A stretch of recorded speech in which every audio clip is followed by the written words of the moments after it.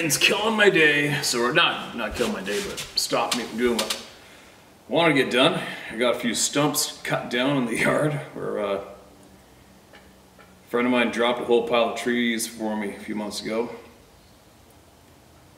Got the transom painted on the boat before it started raining, practicing my bow, cleaned up the shop.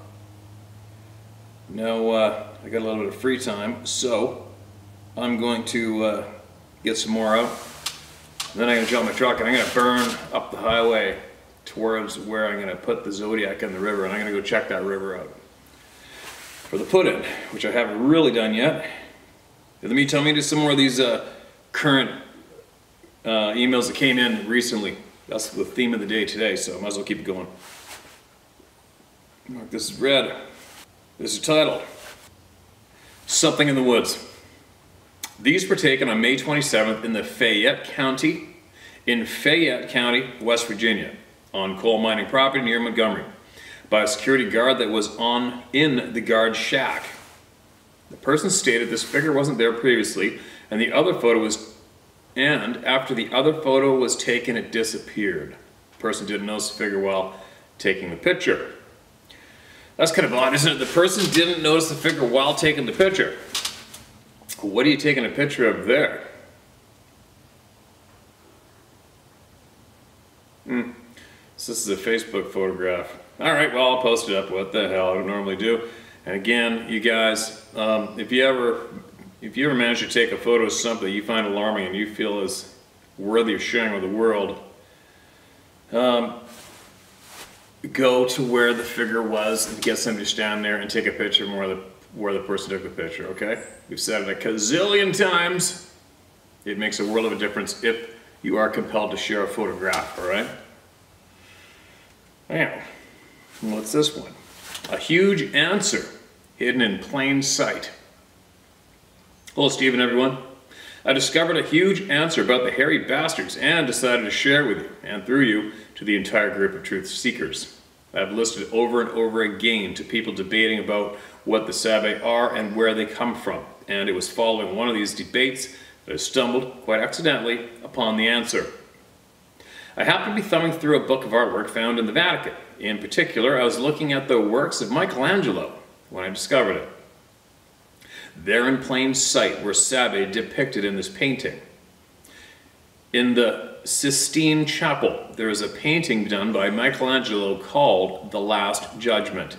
And in this painting, the Sabe are actually depicted, located dead center at the bottom of the painting.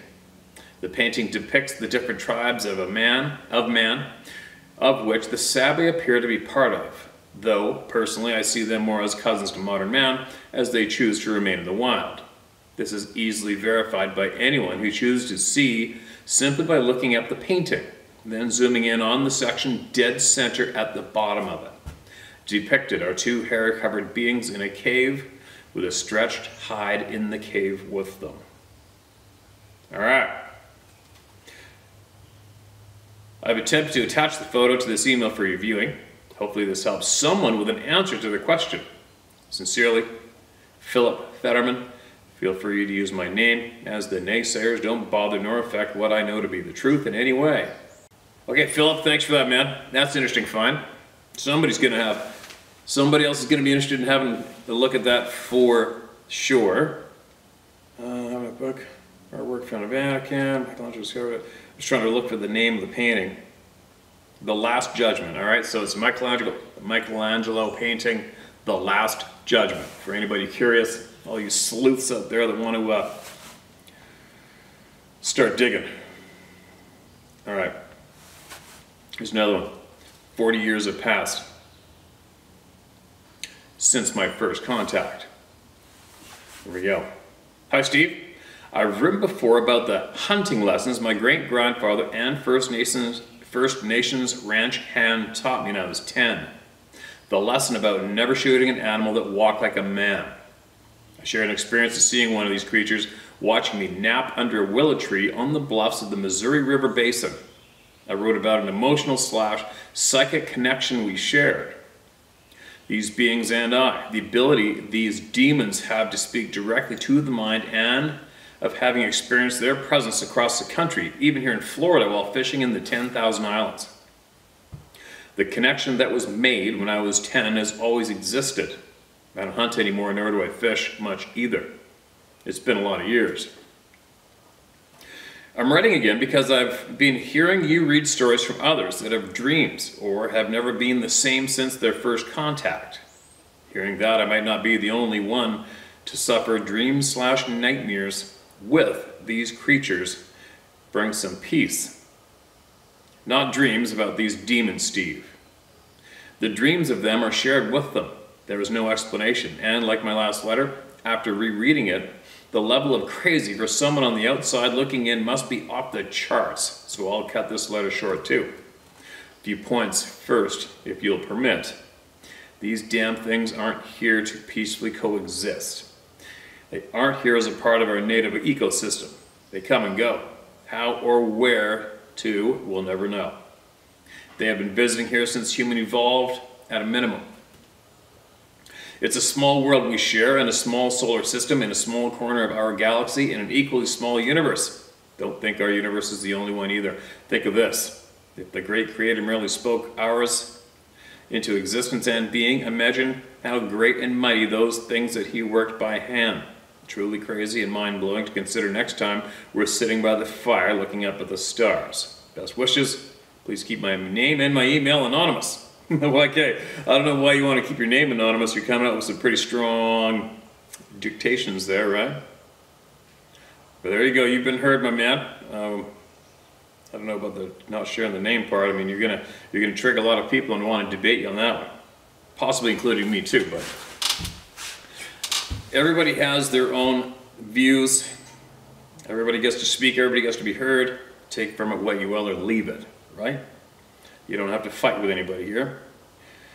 Take with it what you will or leave it. Do I think humans evolved myself? Nope, not me.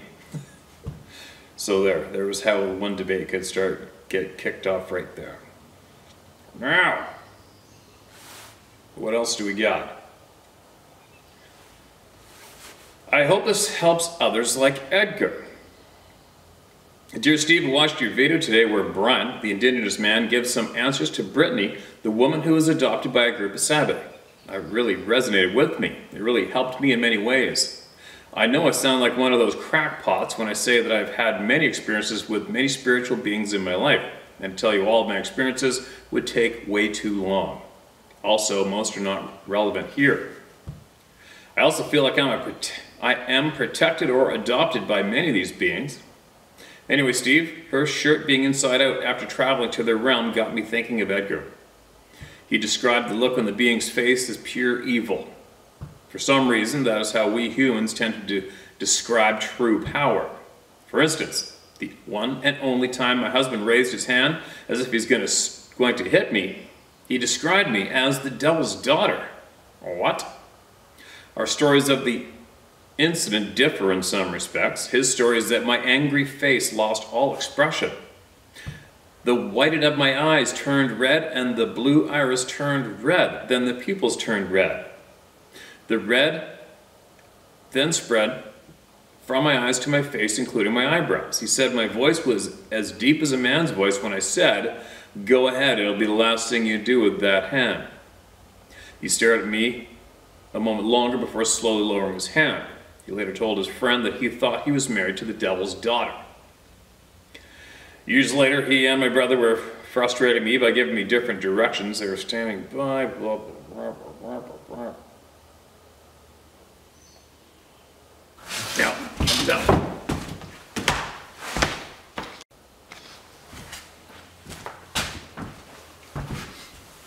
Okay.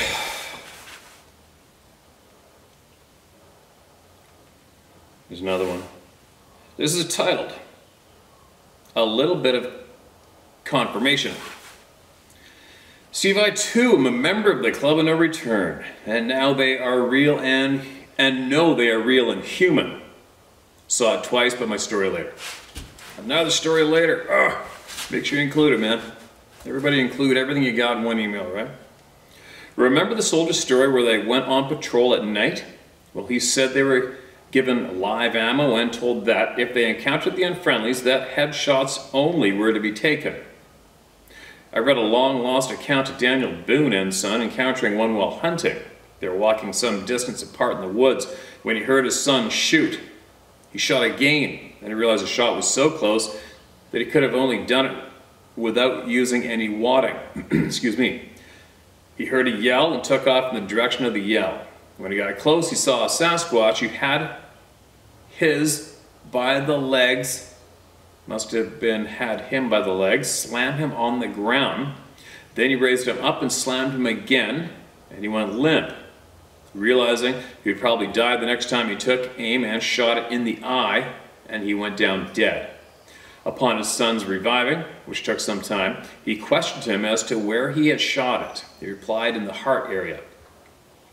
Further examination showed 2 hits there with no trauma to it at all. Examining further with their knives, they found they have a bony plate in front. All this said, it gives credence to the military man's order to shoot at the head only. I'm sure given ample time and big enough firepower, they can be killed elsewhere besides the head. But it seems that this is the only place for a shot to take them out quickly. I don't condone shooting unless attacked, but I doubt one would have time for it. Keep up the great work, and thanks for giving a safe place to tell our experiences. Jimbo in North Carolina, and I don't care who knows because I know what I saw. Okay, Jimbo, maybe email in what you saw. Share with us what you saw, what happened, all right? And hopefully that'll give you a little bit of more peace and help somebody else who lives near you or was near the area where you had your experience with these bush people, all right? As far as the Daniel Boone thing goes, myself, I'm not familiar with that story at all. I've only heard it referred here in a few emails vaguely, and that's it. That's all I know, okay? Obviously, I know who Daniel Boone was, and but I'm not familiar with his journals, if he had them, his diaries, if he had them. I'm not familiar with that at all, you guys, all right? So it's interesting, though. It's very interesting, and I've heard a few different people mention the plates in the chest and how it's impenetrable. I've also heard of the heart being up in the armpit area, or the only way to shoot in the armpit. I don't know. Not familiar. I'm not overly concerned about how to kill one of these beings myself. It just doesn't, my gut, my instincts, my intuition hasn't driven me to be curious about how to kill one, to be honest. I haven't had that natural curiosity myself. Not yet. I don't think it will either. The dogman things, that's a different story for me. Here's another one, a short one. This is titled A Whistle in My Ear. Hi Steve. It was early summer. We lived in a semi-rural town south of Albuquerque. Our house was set back off a main stretch of paved road. Being surrounded mostly by farmer fields, there was high strangeness from time to time. This early morning experience happened just at twilight before dawn. We had a above ground pool. Starting summer school, in which I aided students with special needs, having to get up early to get chores done, one of which was treating a pool with chlorine, etc. I was spreading chlorine when an extremely loud, high-pitched whistle next to my right ear occurred. Hair went up in the back of next. The hair went up on back of next just second to an immersed ringing / pain in the right ear. Grabbing my ear and seeing absolutely nothing, I rebuked it in the name of Jesus. It had whistled approximately 3 to 6 seconds. It stopped, then 25 yards in a vacant field, a shorter whistle, not as loud, rang out. I started praying the Lord's Prayer and it stopped. Question, has anyone here experienced this? I know whistles have been heard, but in the ear, close up? Thanks, Steve. Most recipes sir prepare look delicious, so sorry no elk, ram steaks, etc. here in Southern California. LOL. We'll try with a good old beef. Laura. Okay, Laura, thanks for that. And the question you asked, I could answer that. That's an easy one. It's happened tons of times. We've had hunters being in a tree stand getting a big gob of spits bat on the back of his neck from inches away up in the tree stand with nothing behind him. We've had people breathed on from behind, nothing behind them. We've had people screamed at from right behind them, nothing behind them. So, there you go. There's been a lot of creepy, weird things that have happened up close and personal to people with nothing there in sight. Kind of alarming.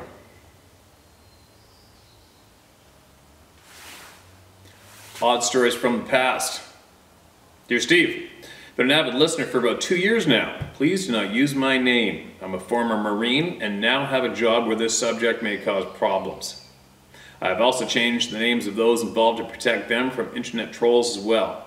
Okay, man, gotcha. I've been extremely interested in this subject since I was 12 years old. I'm now 55, due to an event that occurred involving my sister's boyfriend, later husband, who I will call Bob, and his friends, which were all young men, 19 to 22 years old, from our neighborhood in South Florida. This group was all very outdoorsy hunters, dirt bike riders, home car mechanics, etc. Normal young men, as far as I'm concerned, with that description. One evening in 1978, I cannot remember the exact day, Bob got a frantic call from one of his friends about 10 p.m. asking for him and some friends to come to where he was working. Bob said he sounded completely freaked out. Bob's friend was working as a night security guard at a construction site out west on the edge of the Everglades. After they returned, I got to hear what had happened. According to Bob's friend, he was sitting inside a small camper on the construction site when he heard some rustling noises around the dumpsters. He went outside to see what the problem was with a flashlight and a .22 long rifle pistol.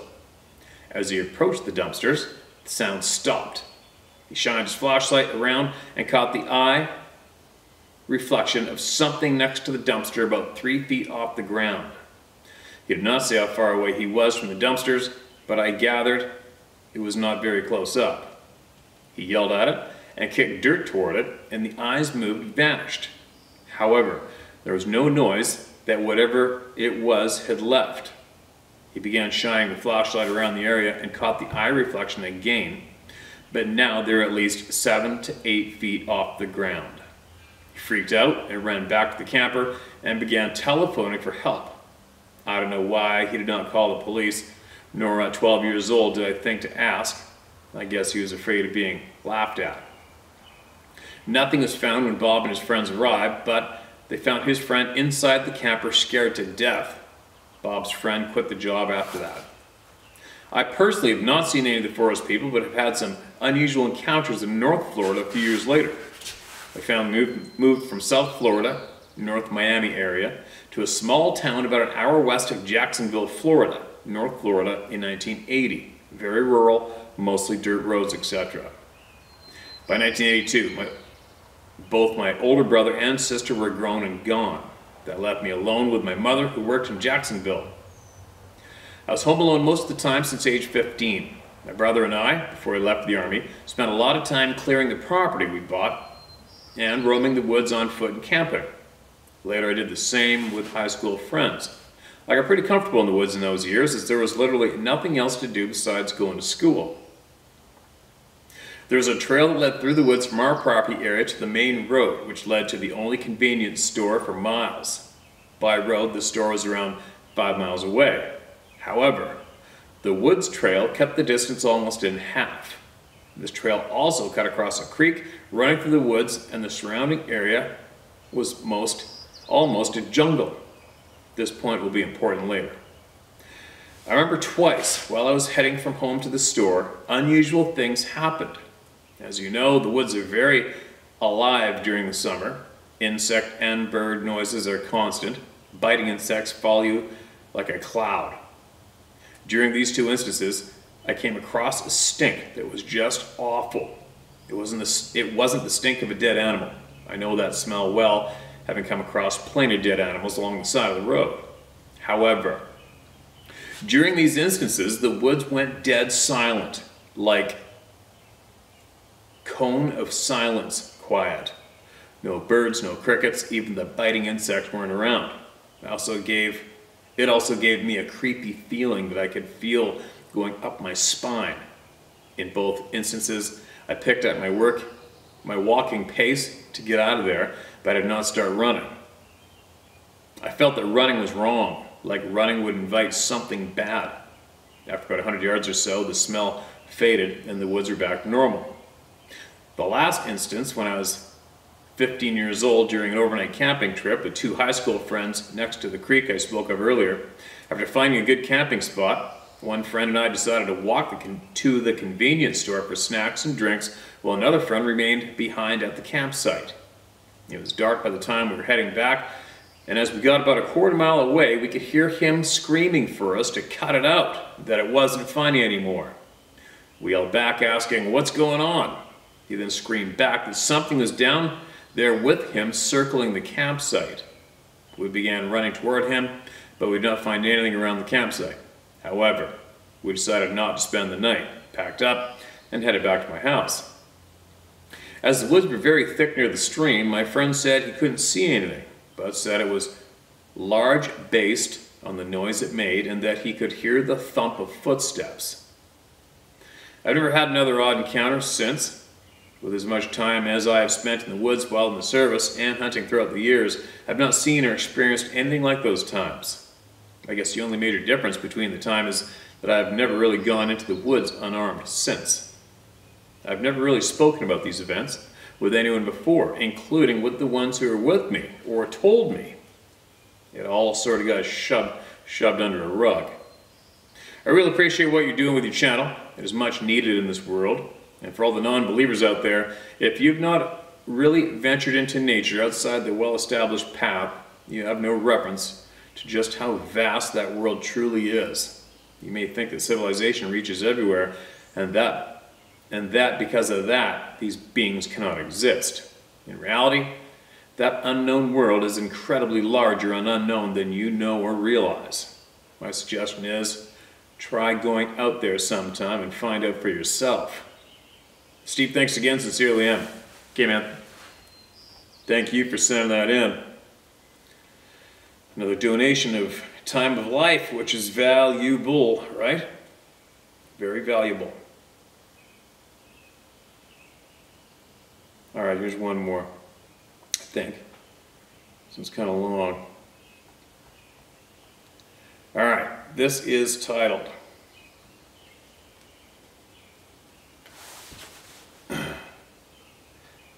Villa, Panther, and Bigfoot. Hello, sir. I want to tell a story about me and my teens, but first I want to tell you I love hearing your stories and the way you tell them. You never make fun of people, and that's what makes me want to tell you my story. Okay, man. Let it rip. You're in the safe place. We lived about 20 miles back in the woods between Jessup and Brunswick.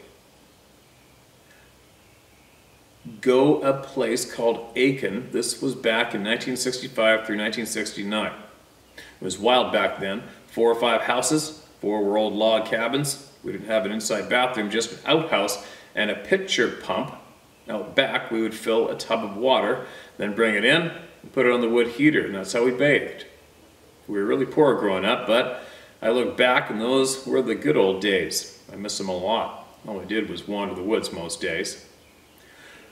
One morning, real early, right out of the blue, Mama wanted me to walk with her down to a little pond down from the house. It was overgrown with bushes and trees, and I said, "Okay, Mama." She wanted to go fishing. She's never asked me before. She had been sick for a while. I don't know if she wanted to talk to me or just spend some alone time with me. She passed away about a month later. That was really hard on me. Anyhow, as we turned off the road towards the pond, there was a dirt pile to our left. I looked down and said, "My God, what dog tracks it would take an 8-inch circle to get it all in."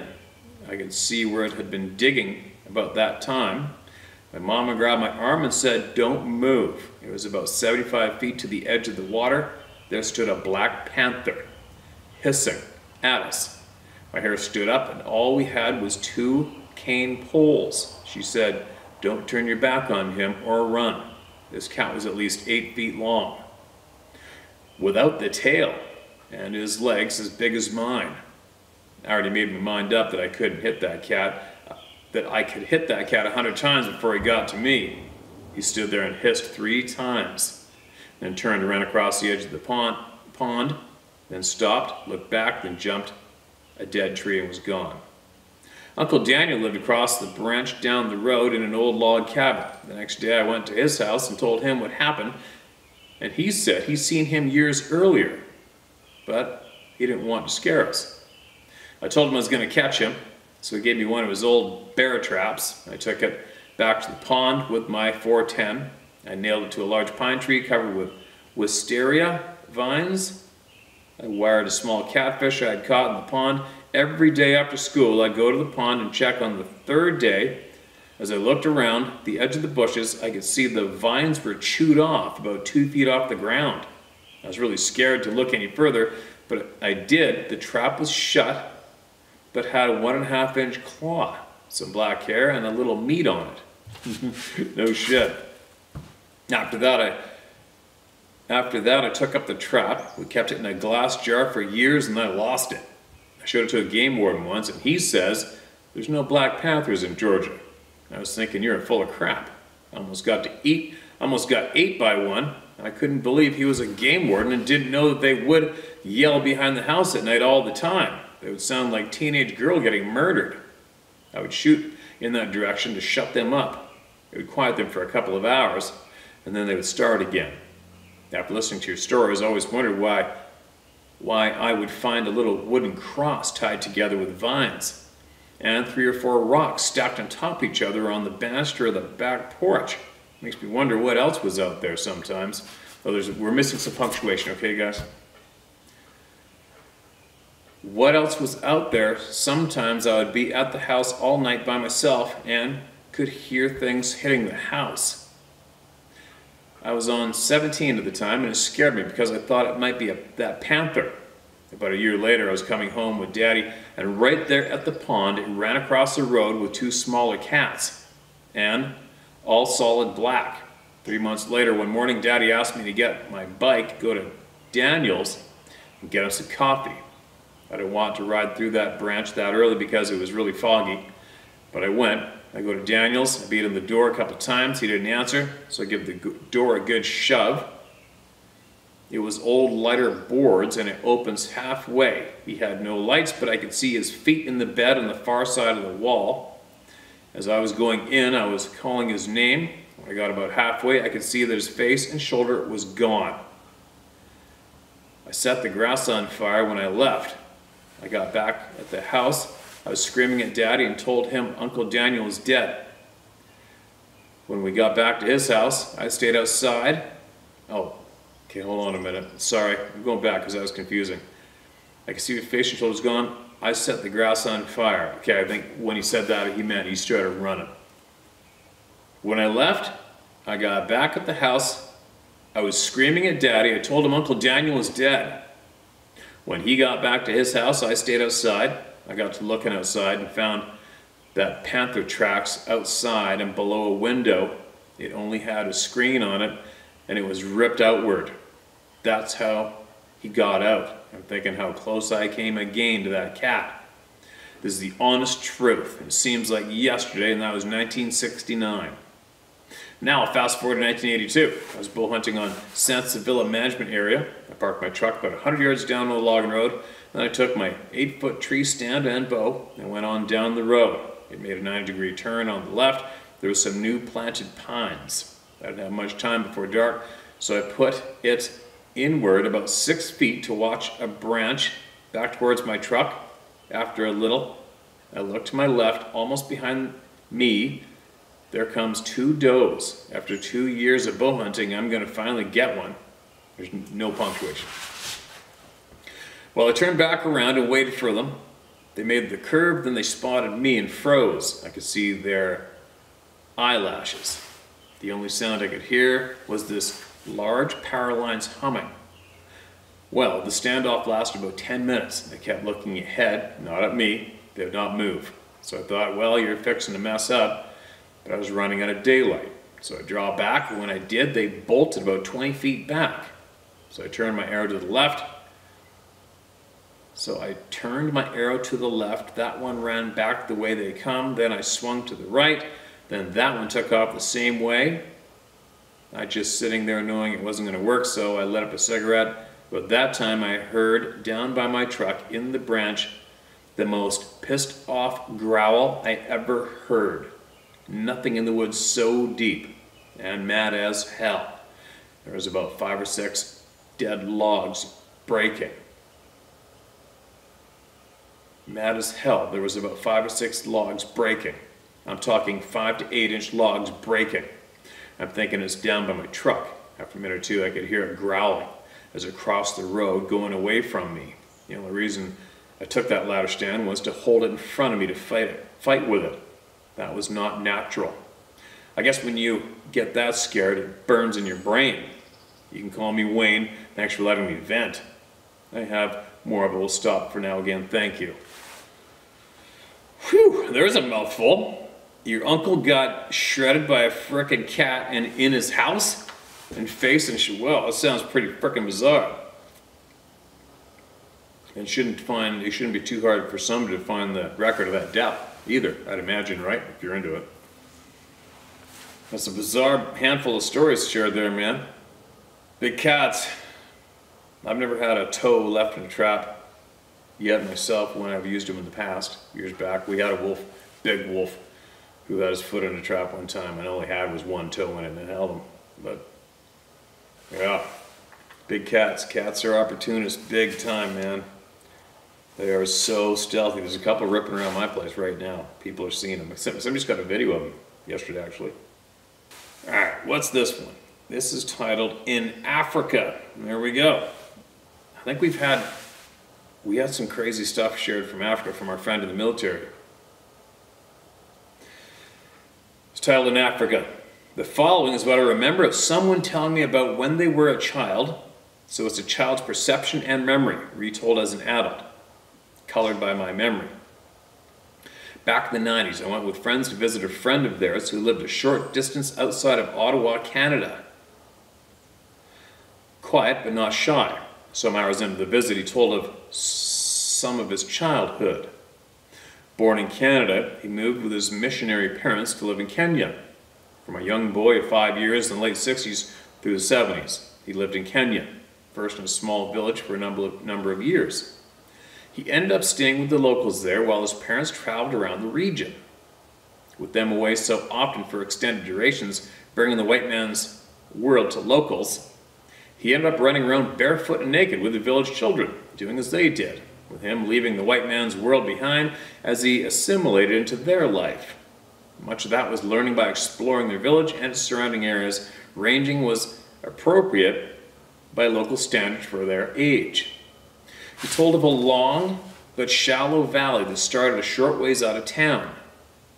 Descending from the flat land that the village sat on, this valley was fairly barren. The kids would sometimes go by it during their exploring, but avoid entering due to the warnings about the wild man that lived there. I forget what its name translated to in English, but he saw it a number of times. When going past the valley, the kids would take a look for it.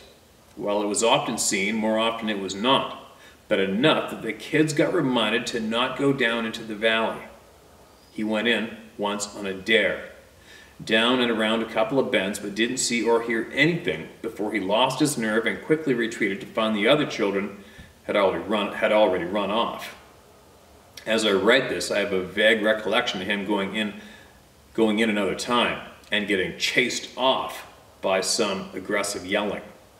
Despite his being white-skinned, if tanned, and everyone else being black, he had no recollection of being regarded differently from the others by the wild men, nor of it seeming to remember any of them.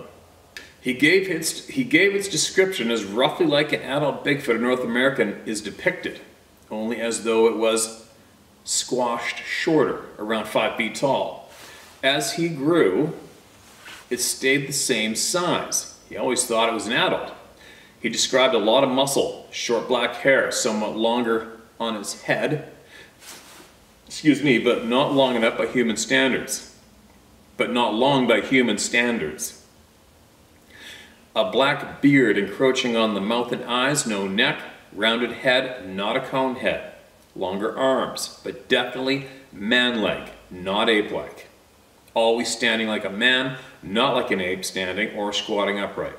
He made no mention of skin color on the face or elsewhere. When asked what he thought it was, he was adamant it was man-like, not an ape. But he wasn't sure if it was a hot, climate-sized Bigfoot or something else. When they saw it, it would be in the open. It would stand unusually still, facing them and staring back at them. Note that it would have heard the children from some distance off. He says its attitude wasn't angry, but more of one of a, "You'd better not." Sometimes it would yell and throw small stones. They came close but always missed, quickly chasing them away. They never stayed to tease. It meant business. He said he only ever saw that one male, but that some of the other kids reported seeing him with his mate and a child, which would result in a lot of yelling as the kids were chased away by the male. He didn't report any of the amused by children attitude that turns up in some of the Bigfoot encounters. He only ever saw it down in the valley, not up near the rim, nor out in the flat land, but there were tales of it very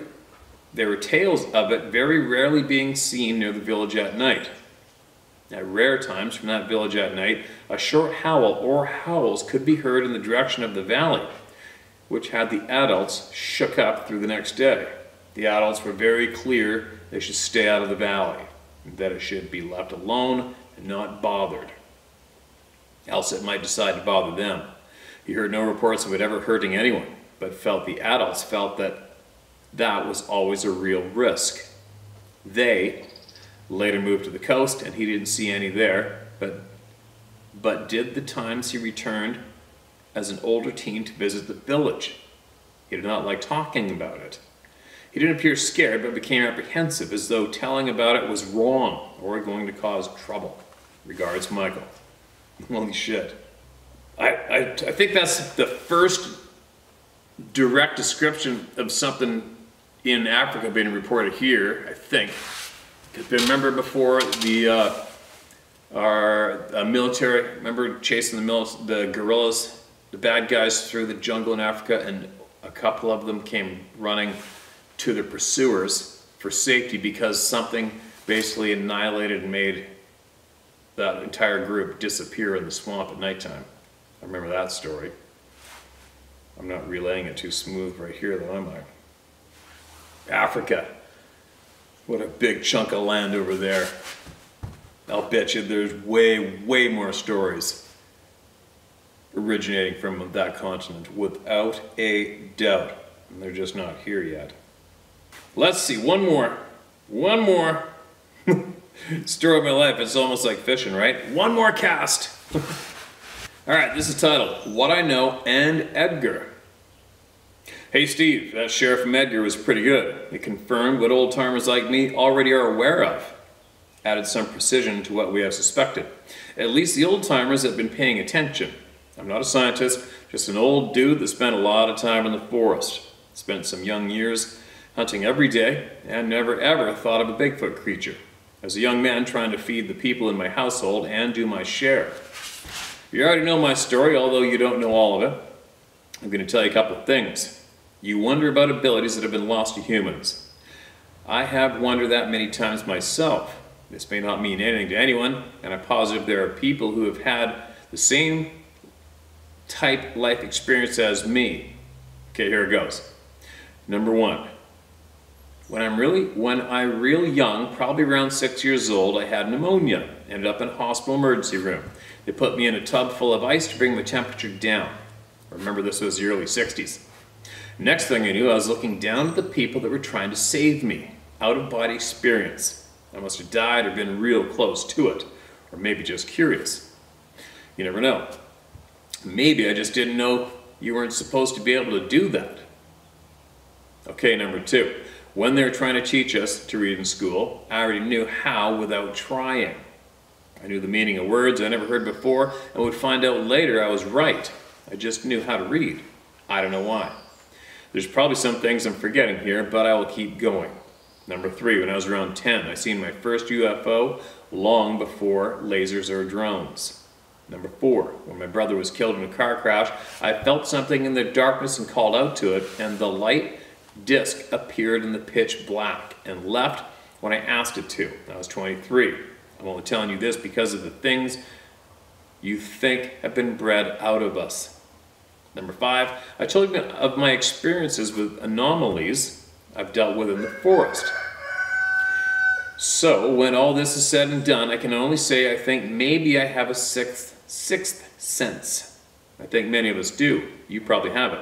That's why you've seen what you saw. I'm sure of it. When you read from Edgar, I was amazed when the scientists said there are many more of the beast now than before, something I was already aware of. I think I sent you an email asking you what you thought of the idea, as in, do you feel like it's picking up, or am I imagining it? Because it is so easy to communicate in these times we're living through. You know, I myself have never laid eyes on those things and don't want to, but my gut tells me I have seen them out of the corner of my eye. Like the last time I was mowing the graveyard and got so dizzy and sick I almost fell off my lawnmower. My son found the footprint down the road from there. I believe he has an intuition also, even more than me. That's why he found the print. That's what I believe. Also, he confides in me. I'm going to close this up now as fast as I can. Remember, I try to keep my thoughts in the real world because I'm conditioned that way. When I was young, there wasn't a deer in 50 miles of here. Now there's a shitload. People don't hunt to stay alive like the old timers, plus conservation laws. If they're here now, the beast, then they have to eat, and there's plenty of whitetail for them to feed on. From what I've been hearing on your channel, they've been feeding on deer meat, and there's an abundance of food in the wild. There's a population explosion. That's why I mentioned depleting their food source in one of my emails. I know they're here. I've suspected for some time because I can smell them, even in places where I would not think them to be. It puts me in high alert, not up around houses or anything, but on the trails people use to see some of the local attractions. When my kid found the footprint, it was physical proof. They're here with no doubt. Also, they keep closing the campground I like. I smelled them there too. Honestly, I think the G-men are onto them, and they probably hunting them, or at least trying to drive them away.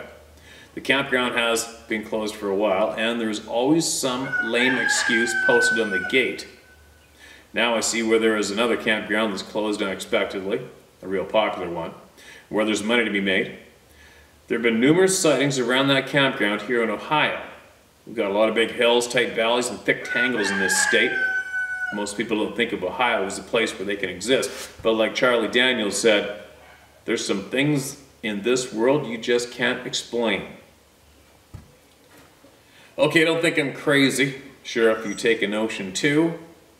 Thanks for the Edgar share, very, very awesome, especially about the light sensitivity. We kind of figured that too, but the distance was flat out mind-boggling.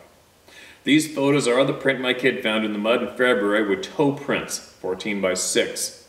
Who walks around in the woods barefoot in February at night? P.S. I found an educational YouTube posting of the Ohio DNR teaching kids how to spell Bigfoot. Why would they do that? What happened to Smokey the Bear?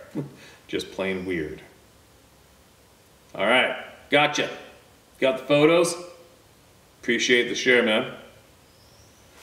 And I will get those photos up. I'm on a roll. I actually remembered to put the photos in the last two videos, I think, didn't I?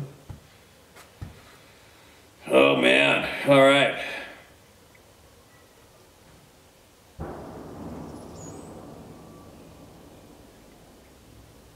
That was a big boom. All right, let me do one more here. So that one's fairly recent. Okay, here we go. Last one, going in. Your name they gave you.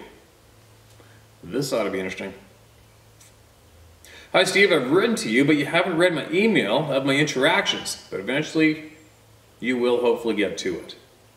Yesterday you read an email from the Owl Man concerning adoptions and the special names the people give us. I asked my adopted sister what name they call you, and she spelled out Hunter leader. You are highly regarded by other people because of what you are sharing with the world. My name is Cabin Lender. Probably because I share my home with everyone that needs a place to stay, and many of the forest people bring their kids and friends to show them what a human home is like. I've often had their children exploring and running through my home. The kids love to look in cupboards. Hopefully you will get to my other email soon because it contains a lot more pieces to the puzzle. Thank you for dedicating so much of your time here, sharing true knowledge with all of us. Cindy Johnson, Northwest Georgia. Okay, Cindy. I should probably find your emails because you know as well as I do what you stated in this one's going to have a lot of people going, yeah, right. Sasquatch running around in your house looking up in cupboards, right? And for any of you who might have missed the last couple of videos, email shares, the Alman is sharing how he got his name from the beings that he's been in contact with and how they do refer to other humans with names they give them. So I guess that brought up the curiosity of, for some, up to what they may possibly call me. Different kind of an email, isn't it? All right, there we go. I got a good handful of people's voices shared that are sitting politely in line waiting to be shared.